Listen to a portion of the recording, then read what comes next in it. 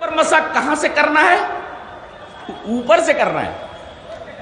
جبکہ قیاس اور عقل یہ کہتی ہے کہ جب آدمی چلتا ہے تو گندگی موزے کے نیچے لگتی ہے. تو قیاس کا تقاضا یہ تھا، عقل کا تقاضا یہ تھا کہ مسح موزے کے نیچے ہوتا، لیکن مسح کہاں کرایا جاتا ہے؟ موزے کے اوپر. خلاف قیاس ہے یہ. دلیل دیکھیں، حدیث اس طرح وعن علی رضی اللہ تعالیٰ عنہ قال لو كان الدين بالرأي لكان اسفل الخف اولى بالمسح من اعلى وقد رايت رسول الله صلی اللہ علیہ وسلم يمسح على ظاهر خفيه رواه ابو داؤد في کتاب الطہارہ. حضرت امام ابو داؤد رحمہ اللہ اس حدیث کو ایسے ہی کتاب الطہارہ کے اندر لائے.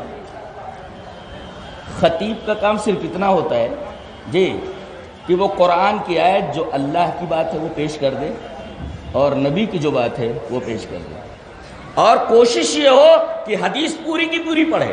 جی اس حدیث پر رک جائیے بھی جو حدیث پر پڑھی. ایک دوسری حدیث دیکھیں، حدیث اس طرح وعن زید بن ثابت رضی اللہ تعالیٰ عنہ قال سمعت رسول اللہ صلی اللہ علیہ وسلم یقول نظر اللہ عمران سمع منا حدیثا فحافظه حتى يبلغه فرب حامل فقه الى من هو افقه منه ورب حامل فقه ليس بفقيه رواه ابو داؤد في کتاب العلم. حضرت امام ابی داؤد رحمہ اللہ اس حدیث کو ایسے کتاب العلم کے اندر لائے.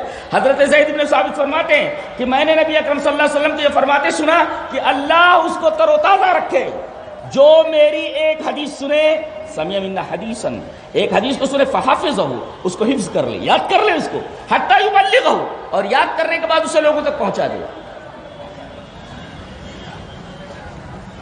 یاد کر لے اور لوگوں تک پہنچا دے. ایک حدیث سنے، اسے یاد کر لے اور اس کو ویسے ہی پہنچا دے. بعض شارحین حدیث نے کہا ہے کہ حدیث کا ٹکڑا نہیں بیان کرنا چاہیے، حدیث پوری کی پوری بیان کرنی چاہیے. کیوں؟ اس لیے کہ فرب حامل فقہ الی من هو افقہ منہ، اس لیے کہ حدیث میں بول رہا ہوں، میں پہنچا رہا ہوں، ہو سکتا ہے کہ آپ مجھ سے زیادہ اس حدیث سے مسئلے نکال سکتے ہو، مسئلے نکال سکتے. ابھی میں بتاتا ہوں مسئلے کیسے نکالے جاتے ہیں. جی میں نے حدیث بیان کی، لیکن آپ سن کر کے اس حدیث کو مجھ سے زیادہ مسائل کا استخراج کر سکتے، نکال سکتے. فرب حامل فقہ الی من، مجھ سے زیادہ فقیہ ہو سکتا ہے وہ.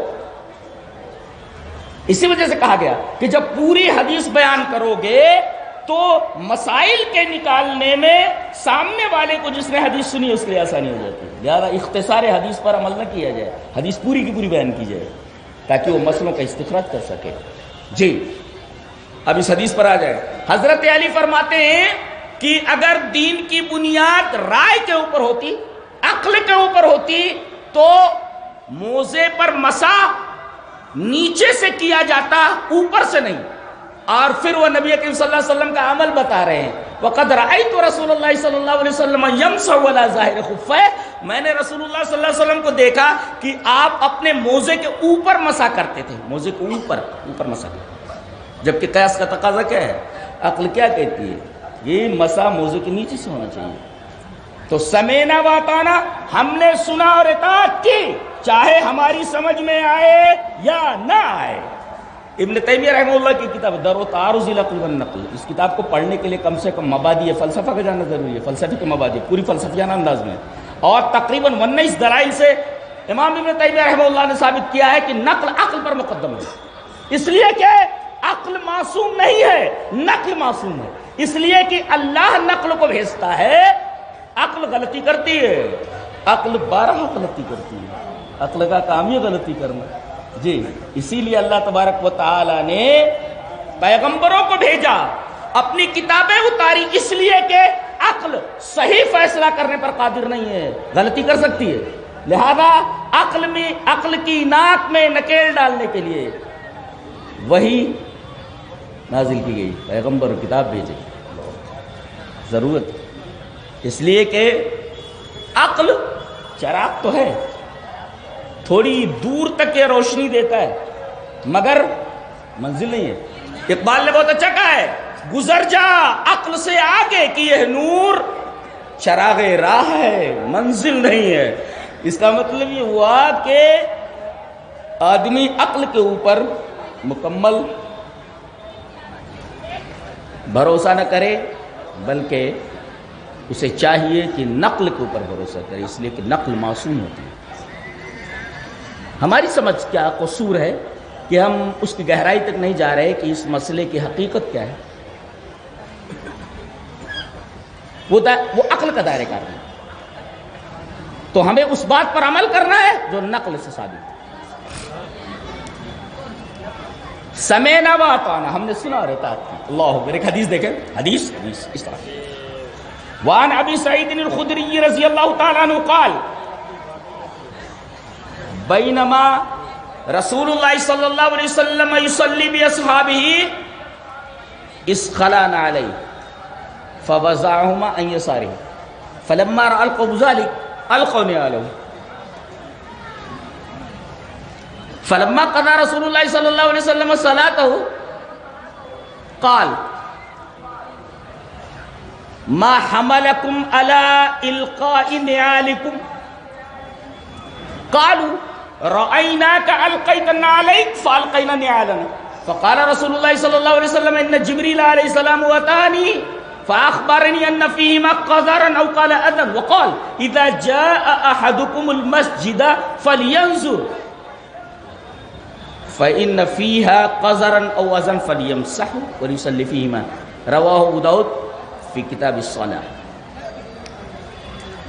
پوری حدیث کا مطلب یہ ہوا، حضرت ابو سعید خدری فرماتے ہیں کہ نبی کریم صلی اللہ علیہ وسلم ایک دفعہ صحابہ کرام کو نماز پڑھا رہے ہیں، اچانک نبی کریم صلی اللہ علیہ وسلم نے اپنے جوتے اتارے اور بائیں سائڈ میں رکھ دیے۔ اس کا مطلب یہ ہوا کہ آدمی جوتے پہن کر نماز پڑھ سکتا ہے، چپل پہن کر نماز پڑھ سکتا ہے۔ جی ایک مسئلہ معلوم ہوا، اس لیے کہ صحابہ بھی اکثر جوتے پہن کر نماز پڑھ رہے تھے اور نبی کریم صلی اللہ علیہ وسلم کے بھی پیروں میں جوتے تھے۔ اچانک نماز ہی کی حالت میں آپ نے اپنے جوتے اتارے اور بائیں سائڈ میں رکھ دیے۔ صحابہ کرام نے دیکھا تو انہوں نے بھی اپنے اپنے جوتے اتار کر بائیں سائڈ میں رکھ لیے۔ جب نبی کریم صلی اللہ علیہ وسلم نے نماز ختم فرمائی، دیکھا کہ سارے لوگوں نے اپنے جوتے اتار دیے۔ آپ نے پوچھا ما حملکم علی القائکم نعالکم، ارے بھائی تم لوگوں نے جوتے کیوں اتار دیے؟ دیکھو کتنا سادہ سا، کتنا پیارا جواب ہے۔ اللہ اکبر، کتنے سادے سے صحابہ کرام۔ آپ نے پوچھا تم نے جوتے کیوں اتارے؟ بڑا پیارا جواب دیا، رأیناک القیت نعلیک فالقینا نعالنا، اے ہمارے حبیب ہم نے آپ کو جوتے اتارتے دیکھا، ہم نے جوتے اتار دیے۔ سمعنا واطعنا، یہ رضی اللہ عنہ ورضوا عنہ کا جو خطاب ملا ہے ایسے نہیں ملا ہے ان کو کہ اللہ ان سے راضی ہو، دو اللہ سے راضی۔ اور ایک بات سنو، ایک ہے رب سے راضی ہو جانا آپ کا، اور ایک ہے رب کا راضی ہو جانا آپ سے۔ دونوں باتیں کہیں، رضی اللہ ان سے راضی ہو گیا، وہ اللہ سے راضی ہو گیا۔ اور آپ کو معلوم ہے اللہ جن سے راضی پوری جماعت کے لیے، صحابہ کرام کی پوری جماعت کے لیے۔ اور میں کہوں کہ انبیاء کرام کے بعد اس روئے زمین پر ایسے انسان نہیں دیکھے گئے صحابہ کرام جیسے۔ بڑے عجیب و غریب لوگ تھے، بہت عجیب و غریب لوگ تھے، اور عورتیں بھی ایسی ہی تھیں۔ ابھی اس حدیث پر رکے رہو، اس حدیث پر رکے رہو ابھی جو ابو داؤد کی روایت ہے۔ چلیے ایک دوسری حدیث پڑھتے ہیں۔ مرد بھی ویسے ہی تھے، عورتیں بھی ویسے ہی تھیں۔ حدیث اس طرح، وعن جابر بن عبد اللہ رضی اللہ تعالی عنہ قال جاءت امرأة سعد بن الربیع بابنتیها من سعد الى رسول اللہ صلی اللہ علیہ وسلم فقالت یا رسول اللہ ہاتانی ابنتا سعد بن الربیع قتل ابوهما معك يوم احد شهيدا وان عمهما اخذ مالهما فلم يدع لهما مالا ولا تنكحان الا ولهما مال قال يقضي الله في ذلك فنزلت آیت المیراث فبعث رسول اللہ صلی اللہ علیہ وسلم الی عمہما فقال آتے ابنت سعد الثلثین وآتے امہما الثمن وما بقی فهو لک، رواہ الترمذی فی کتاب الفرائض۔ حضرت امام ترمذی رحمہ اللہ اس حدیث کو ایسے کتاب الفرائض کے اندر لائیں، پوری حدیث پڑھ دی۔ حضرت جابر فرماتے ہیں کہ ایک صحابیہ ہے سعد ابن ربی کی بیوی، سعد ابن ربی شہید ہو گئے تھے میدان احد میں، اللہ اکبر۔ ان کے پاس جب لوگ پہنچے تو تڑپ رہے تھے،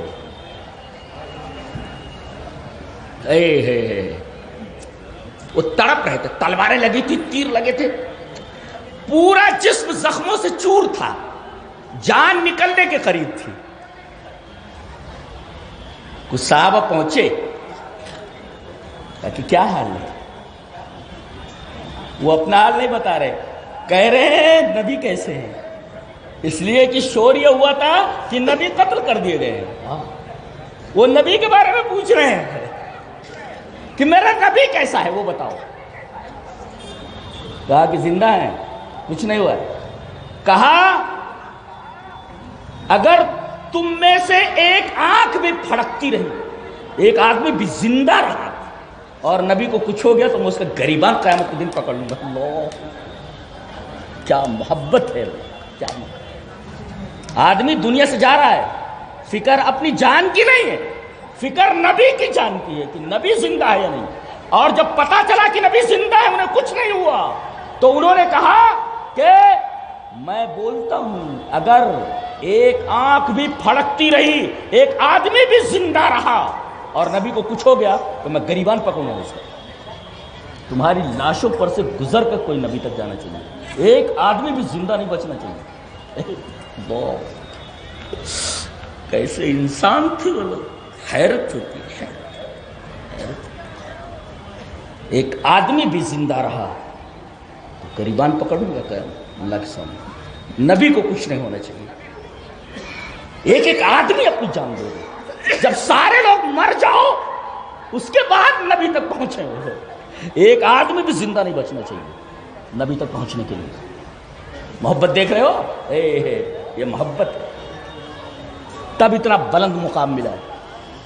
ہم لوگ تو کہیں لگتے نہیں، کیسے ہم لوگ الٹے ٹیڑھے میڑے، اونٹ رے اونٹ تیری کون سی کل سیدھی، نہ نماز درست ہے نہ روزے درست ہے، کوئی عمل درست نہیں، کیسے ہو تم لوگ بے غیرت اور بے شرم اور بے حیا قسم کے لوگ۔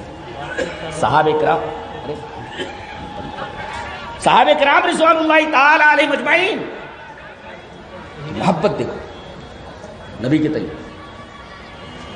اور ایک بات بولوں، بہت غور سے سنو، لشہادت ان محمد رسول اللہ ستۃ شروط، آدمی جب کہے کہ میں گواہی دیتا ہوں کہ محمد صلی اللہ علیہ وسلم اللہ کے رسول ہے، تو شہادت ان محمد رسول اللہ کے لیے 6 شرطیں ہیں۔ There are 6 conditions to say that، اس کو بولنے کے لیے 6 شرطیں ضروری ہیں، 6 شرطیں ضروری ہیں۔ پہلی شرط کیا ہے؟ اعتراف رسالتہ بالقلب، رسول اللہ صلی اللہ علیہ وسلم کی رسالت کا اعتراف کرنا دل سے، واعتراف رسالتہ باللسان، رسول اللہ صلی اللہ علیہ وسلم آئے گئے ہو کونو ٹائم آوے جی۔ تو پہلی شرط یہ ہے اعتراف رسالتہ بالقلب، نبی کریم صلی اللہ علیہ وسلم کے تقریر ہو رہی ہے، یہ سب سوالات دوسروں سے کرو جی، پہلے پڑھو اس کے بعد سب سوالات کرو، ایسے ایسے سوالات تو خود حل کر سکتے ہو تم لوگ۔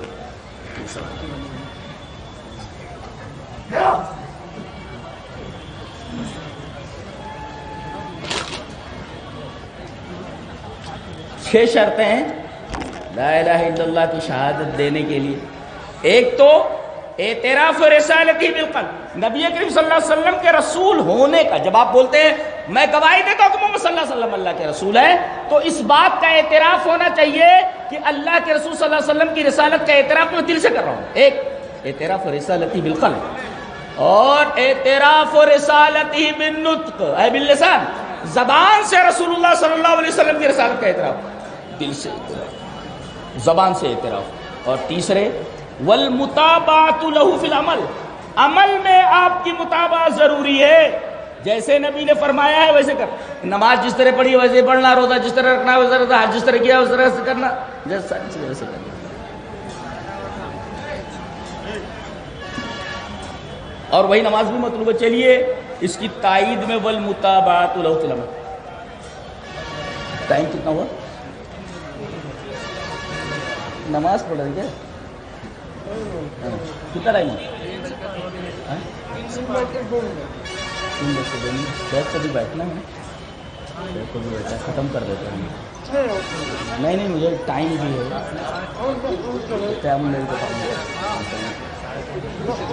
ہاں تو 6 شرطیں ہیں. ایک تو دل سے رسول اللہ صلی اللہ علیہ وسلم کی رسالت کا اعتراف کرے، ایک پہلی شرط، فرسٹ کنڈیشن. اور دوسری زبان سے رسول اللہ صلی اللہ علیہ وسلم کی رسالت کا اعتراف کرے، 2. اور تیسرے عمل میں آپ کی مطابعت کرے، جیسا عمل آپ نے کیا ویسا کرے. اور چوتھے تصدیقہ فی کل ما اخبر بہ، اللہ کے رسول نے جتنی باتیں بتائی ہیں چپ چاپ بلا کسی پس و پیش کے، بلا تردد تو اس کی تصدیق کرے. میں معراج گیا تھا اور رات کے ایک حصے میں زمین سے آسمان تک گیا اور وہاں بیت المقدس گیا، وہاں سے آسمان گیا، آسمان سے ادھر آیا، ادھر سے ادھر آیا. اتنی دیر میں گیا بھی اور آیا بھی، سمجھ میں نہیں آ رہا ہے، لیکن ہم کو ماننا ہے. تصدیقہ فی کل ما اخبر بہ، رسول جو بولے آپ کی ہر بات کی تصدیق ضروری ہے. یہ چوتھی شرط ہے. اور 5ویں شرط ہے کہ محبتہ اشد من محبت النفس والمال والولد والوالد والناس اجمعین. نبی کریم صلی اللہ علیہ وسلم سے محبت کی جائے اپنی جان سے زیادہ، مال سے زیادہ، بیٹے سے زیادہ، بیٹی سے زیادہ، باپ سے زیادہ، دنیا کے تمام انسانوں سے زیادہ. یہ 5ویں شرط ہے. اور 6ٹھی شرط تقدیم قولہ علی قول کل احد، آپ کی بات کو تمام لوگوں کی باتوں پر مقدم کیا جائے. اگر آپ کی بات آ جائے تو پھر کسی امام کی بات نہیں لینی ہے، کسی شخصیت کی بات نہیں لینی ہے.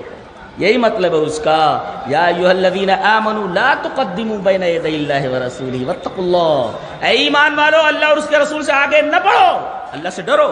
جی آگے نہیں بڑھو. یہ 6 شرطیں اگر پائی جائیں تو سمجھو آپ جو کہتے ہیں اشہد ان محمد رسول اللہ، میں گواہی دیتا ہوں کہ محمد صلی اللہ علیہ وسلم اللہ کے رسول ہیں، تب گواہی صحیح ہوگی، تب گواہی مانی جائے گی. آپ ان 6 شرطوں میں سے کوئی ایک بھی شرط مفقود نہیں ہونی چاہیے. اچھا اب آئیے اس حدیث کو جو ہم نے چھوڑ دیا تھا کہ نبی کریم صلی اللہ علیہ وسلم نماز پڑھا رہے ہیں، اچانک آپ نے نماز کی حالت میں جوتے اتار دیے. تو صحابہ کرام جو پیچھے تھے جوتے پہن کے نماز پڑھ رہے تھے، انہوں نے بھی اپنے جوتے اتار دیے. جب نبی کریم صلی اللہ علیہ وسلم نے نماز ختم کی تو پوچھا کہ میں نے جوتے اتارے تھے، تم لوگوں نے جوتے کیوں اتارے؟ انہوں نے بڑا سادہ سا بڑا پیارا سا جواب دیا، اے اللہ کے رسول رأیناک القیت نعلیک فالقینا نعالنا، آپ کو جوتے اتارتے دیکھا ہم نے جوتے اتار دیے. اچھا تو نبی کریم صلی اللہ علیہ وسلم نے فرمایا ارے بھائی میں نماز پڑھا رہا تھا تو جبریل آئے اور کہا کہ تمہارے جوتوں میں گندگی لگی ہوئی ہے. پتہ یہ چلا کہ کپڑے میں اگر گندگی لگی ہوئی اور نماز میں معلوم ہو جائے تو نماز فاسد ہو جاتی ہے. کپڑا پہن کر کے پھر سے آؤ.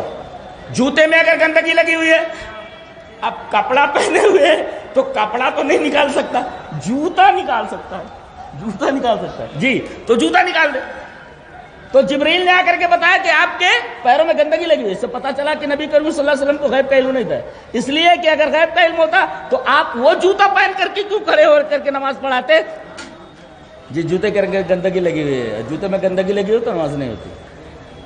اور اس کے بعد آپ نے یہ فرمایا کہ جب کوئی مسجد میں آئے، اب مسجد جوتے پہن کا مطلب یہ ہے کہ بھائی قالین والین بچھا ہوا ہے مسجد کے اندر سب انتظامات ہیں. اب آدمی آئے اور بوٹ پہن کر کے اور گندگی کرتا ہوا قالینوں کے اوپر چلا جائے تو اس میں جیسے زمین کچی ہوتی ہے، مٹی کی ہوتی ہے، اور جیسے آپ جنازے کی نماز پڑھنے کے لیے گئے ہیں، نیچے گھاس ہے اور کھیت ہے، تو آپ کو جوتے اتارنے کی ضرورت نہیں ہے. اگر جوتے میں گندگی نہیں لگی ہے تو چپل میں گندگی نہیں لگی ہے.